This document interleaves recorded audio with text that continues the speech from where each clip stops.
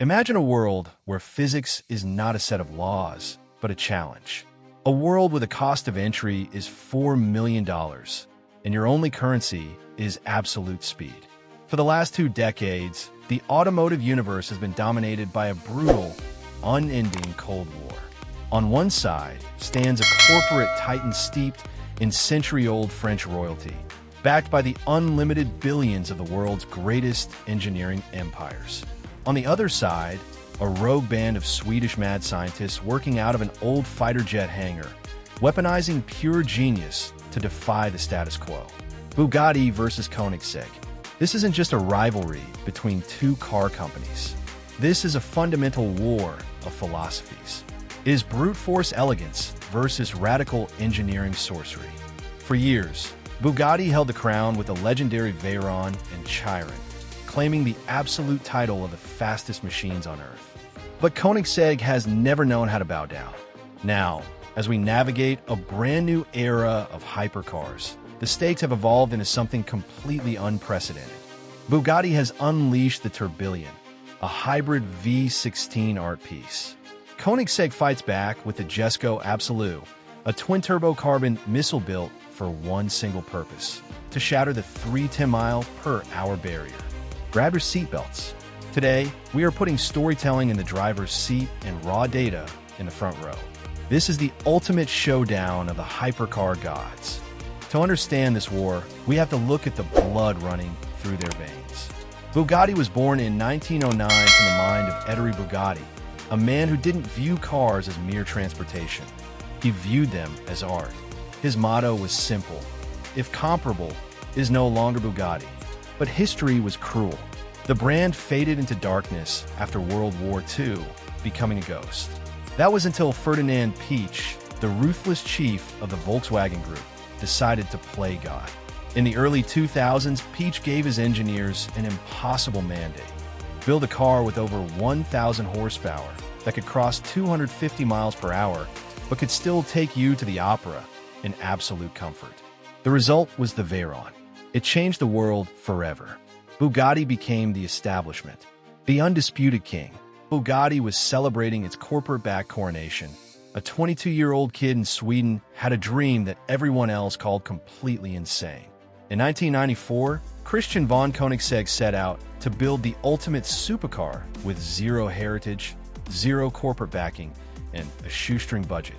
When his original factory burned to the ground in 2003, most men would have quit.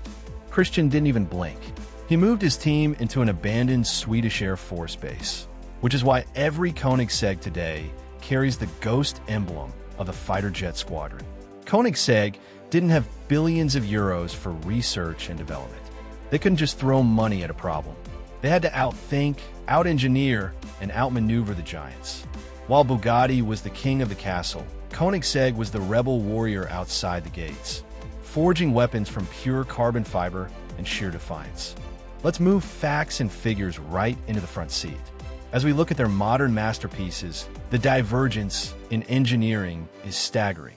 Look at the Bugatti Tourbillon.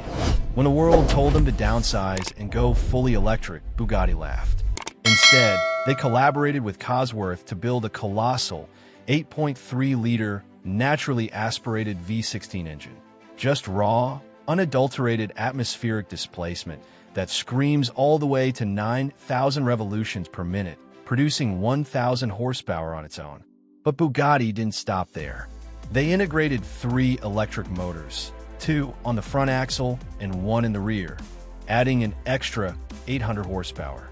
The total output? A mind-numbing 1,800 horsepower. And the interior is a love letter to mechanical purism. The dashboard features a completely analog gauge cluster built by Swiss watchmakers, constructed from titanium, rubies, and sapphire glass. It stays fixed in place while the steering wheel rim rotates around it. It is a masterpiece of timeless luxury. Now look at the Swedish alternative, the Koenigsegg Jesko Absolut. Christian von Koenigsegg took a completely different path. He didn't want the heavy batteries of a hybrid system. He wanted lightness. At its core is a 5.0-liter twin-turbocharged V8. When running on standard gasoline, it makes 1,280 horsepower. But feed it eat 85 biofuel, and the beast awakens to pump out 1,600 horsepower. But the true crown jewel of the Jesko is its gearbox, the light-speed transmission. Traditional dual-clutch gearboxes have to anticipate the next gear, stepping through them sequentially. Koenigsegg's homegrown system features 9 gears and 7 wet multi-disc clutches. It can jump from 9th gear directly to 4th gear in 2 milliseconds. They call it ultimate power on demand. It weighs a fraction of a standard DCT, allowing the Jesko Absolut to have an aerodynamic drag coefficient of just 0.278. It is a car stripped of all excess, honed into a razor blade designed to pierce through the atmosphere. Feature Bugatti Tourbillon, Koenigsegg Jesko Absolut. Peak horsepower, 1,800 HP, 1,600 HP. Curb weight, 4,398 pounds, 1,995 kilograms. 3,064 pounds, 1,390 kilograms. Power-to-weight ratio, 902 HP per ton, 1,248 HP per ton. 0 to 400 to 0 kilometers per hour time. Estimated 24 seconds, 27.83 seconds. World record. Claimed top speed, 277 miles per hour, 445 kilometers per hour. 310 plus mph for 99 plus kilometer per hour, theoretical. Let's put these two titans side by side in the ultimate spreadsheet of speed. The Bugatti Tourbillon brings 1,800 horsepower to the fight, outgunning the Jesko's 1,600. But power is only half the story. The ultimate enemy of speed is weight.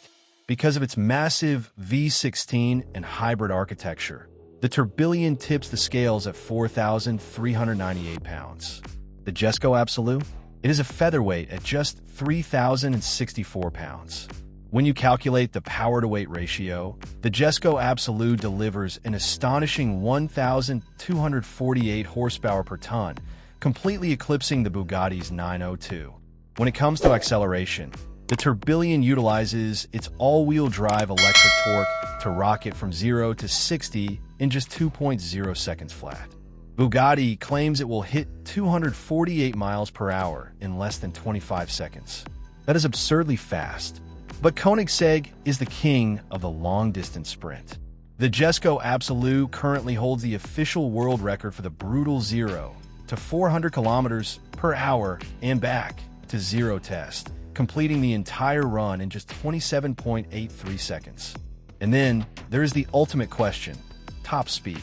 Bugatti historically broke the barrier when the Chiron Supersport 300 Plus hit 304.77 miles per hour. The new Tourbillon is electronically limited out of the box to 277 miles per hour with its special speed key. Christian von Koenigsegg, however, has stated that the Jesko Absolut is theoretically capable of pushing past 310 miles per hour or 500 kilometers per hour. The only thing stopping them is finding a public road long enough, safe enough, and a tire compound that won't disintegrate under the extreme centrifugal forces. So, when storytelling and numbers finally cross the finish line together, what is the ultimate truth?